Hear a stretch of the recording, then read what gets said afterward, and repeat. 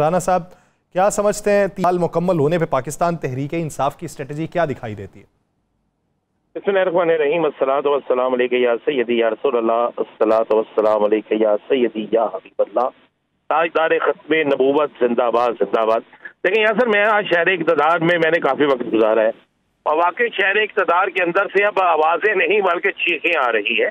अब शहर इक़्तिदार के अंदर से ये बात जो है, इक़्तिदार में रहने वालों से लेकर इक़्तिदार से बाहर लोग और अहम तरीन जुम्मेदारान से लेकर अहम तरीन फैसलों में बैठने वाले लोग कह रहे हैं कि कुछ बड़ा होने वाला है।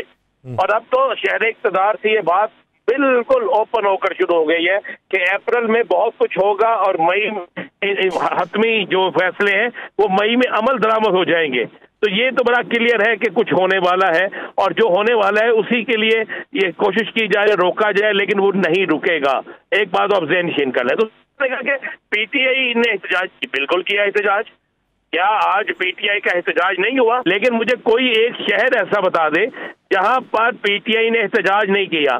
तादाद कम थी या ज्यादा, ये एक बिल्कुल सेपरेट इशू है, लेकिन लोग निकले हैं, लोगों ने याद किया है। आज तो आम आदमी, किसान से लेकर मजदूर, सनतकार से लेकर मजदूर, सनतकार से लेकर आप खरीदार तक, किससे भी पूछ ले वो आज याद कर रहे हैं। वो कह रहे हैं कि बिल्कुल पीटीआई जो है और उसकी हुकूमत का खात्मा नहीं हुआ, बल्कि पाकिस्तान के अंदर मुफ्त इलाज कराने वालों का खात्मा हुआ। पाकिस्तान के अंदर सनत जो है उसके बढ़ते हुए रुझान को खत्म किया गया। पाकिस्तान के अंदर जो गरीब आदमी जो था उसके लिए बेहतरीन रोजगार के मौके खत्म किए गए। ये लोग कह रहे हैं, ये तो बड़ा क्लियर और वाज़ेह है। और वाकई तहरीक इंसाफ की हुकूमत में आप देख ले बिजली का रेट क्या था, आज देख ले बिजली का रेट क्या था। तहरीक इंसाफ की हुकूमत में पेट्रोल इंटरनेशनल मार्केट में क्या रेट था और पाकिस्तान में क्या रेट था। आज भी आप देख रहे हैं इंटरनेशनल मार्केट में कम तरीन रेट है, लेकिन आप पेट्रोल किस कीमत में खरीद रहे हैं।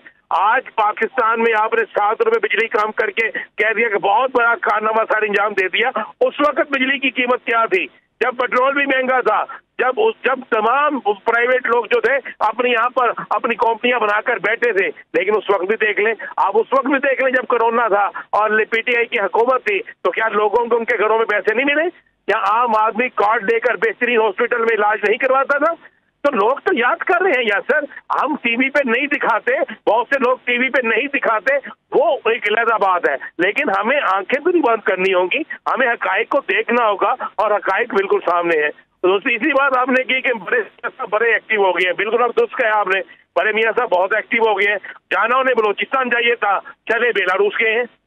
एक दिन पहले मुलाकात उन्होंने बलोचिस्तान के लोगों से की, आवाज ये लगाई उन्होंने कि बलोचिस्तान जाऊंगा, बलोचिस्तान का दौरा करूंगा, बलोचिस्तान के मसाइल हल करेंगे, बलोचिस्तान में तमाम लोगों को एक ही जगह बिठाएंगे। मैं तो ये समझ रहा था कि मियाँ साहब जो है अभी खबर आएगी कि जनाब वो बलोचिस्तान चले गए हैं, बलोचिस्तान में जाके नाराज लोगों को मना रहे हैं, बलोचिस्तान की सूरत हाल पर जो है वो तमाम बलोचों को इकट्ठा कर रहे हैं, तमाम कबाइल को इकट्ठा कर रहे हैं और कबाइल और तमाम बलोचों को इकट्ठा करने के बाद वो एक बेहतरीन तरीके से इसका हाल निकाल रहे हैं। लेकिन मुझे तो आपने खबर सुना के परेशान कर दिया कि वो तो बेलारूस चले गए। सर अभी तो बेलारूस में बलोचिस्तान में काफी फर्क है सर। अभी तो इतलात ये भी हैं कि वो बरतानिया भी जाएंगे, वहां पे कुछ दिन कयाम के बाद वो वापस आएंगे।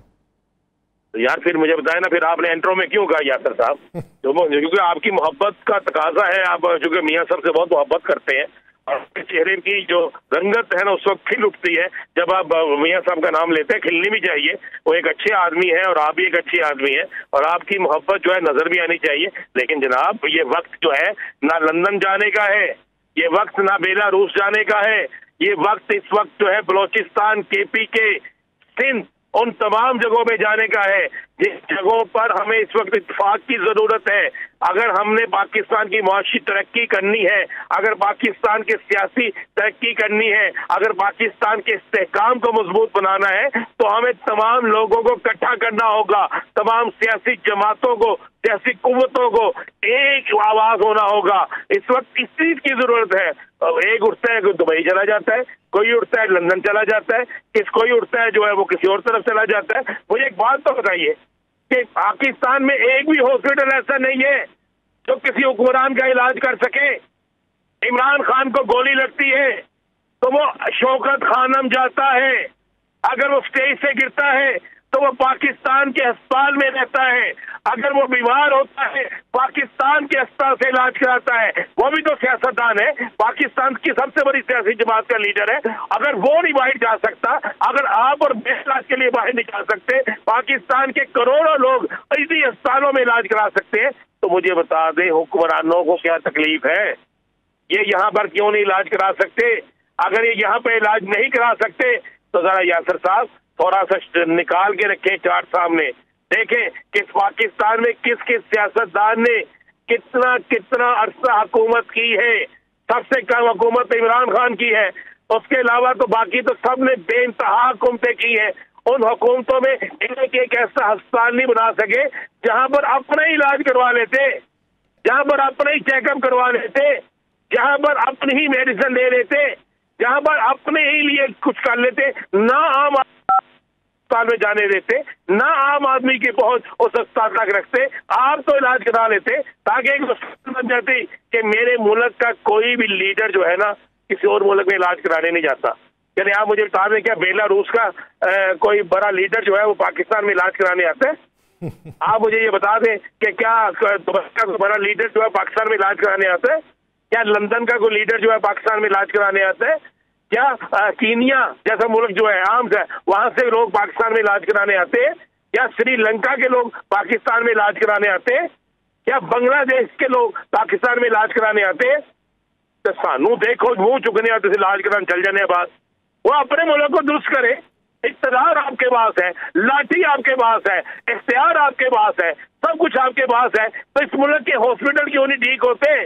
इस मुल्क के अंदर बेहतरीन डॉक्टर है, आप उन्हें सहूलत दें, आप उनके साथ पहली माँ की बजाय अच्छा सलूक करें, सगी माँ वाला सलूक करें।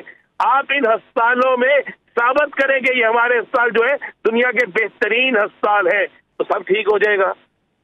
अच्छा राणा साहब ये वाला मामला जो किसानों वाला है जिस पे हुकूमत को 2 रोज़ का वक्त दिया गया है सदर पाकिस्तान किसान इत्तेहाद की तरफ से, ये किस तरफ को जाता हुआ देखते हैं या मामला हल होता देख रहे हैं?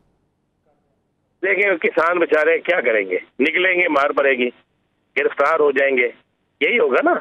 हमारे पास तो एक बड़ा आसान सा हल है कि अगर कोई बोला तो उसको खामोश करवा दो, खामोशी के लिए डंडा मौजूद है। अगर जुलूस निकालता है गिरफ्तार कर लो, FIR दे दो। वो पहले ही मरा हुआ है, वो अपने बच्चों के लिए क्या करेगा? क्या वो जाएगा? वो किसान बेचारा तो मर गया ना। मुझे बताएं कि जब आप कह रहे हैं, मैं आपको ये खबर दे देता हूँ, चले आपको पता है कि जितनी गंदम भरी है पास्को के पास, ये इस चीज में कह रहे हैं कि जो पास्को के पास गंदम भरी है हम उसी गंदम को इस्तेमाल करें और किसानों को कहें जी हमने आपकी गंदम नहीं उठानी। किसान मजबूर होकर सस्ती गंदम बेचे, फिर उस सस्ती गंदम को हम संभालें और फिर अगले साल कहेंगे लो आ गई गंदम। लेकिन किसान अगले साल क्या गंदम की काश्त करेगा?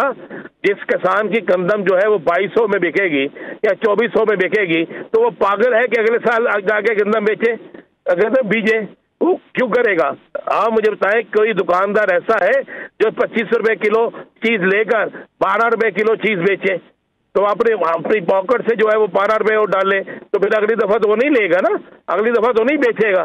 तो ये किसानों के साथ जो करने जा रहे हैं, किसानों के साथ ये वो इंजाम किसानों को मैं समझता हूँ कि वो वसीयत देने जा रहे हैं कि जिसकी इंतहा कोई नहीं है। लेकिन आप एक बात से निशीन कर लीजिएगा यासर साहब, ये सारा कुछ कर लें, किसान जुलूस निकालते हैं नहीं निकालते, इस चीज को भी छोड़ दें, लेकिन किसान के दिल में जो नफरत पैदा हो गई है, तो आप भी देहात से तल्लक रखते हैं, मैं भी देहात से तल्लक रखता हूँ। आपकी जमीन कुछ ज्यादा होगी, मेरी तो कुछ थोड़ी होगी, लेकिन आप सोचें कि क्या हम लोग जो है गुजारा कर सकते हैं?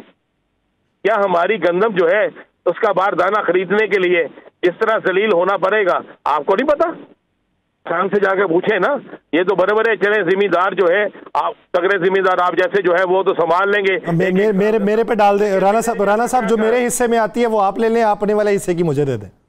मेरे वाली भी आप ले लें, बल्कि मेरे खानदान वाली भी आप ले लें।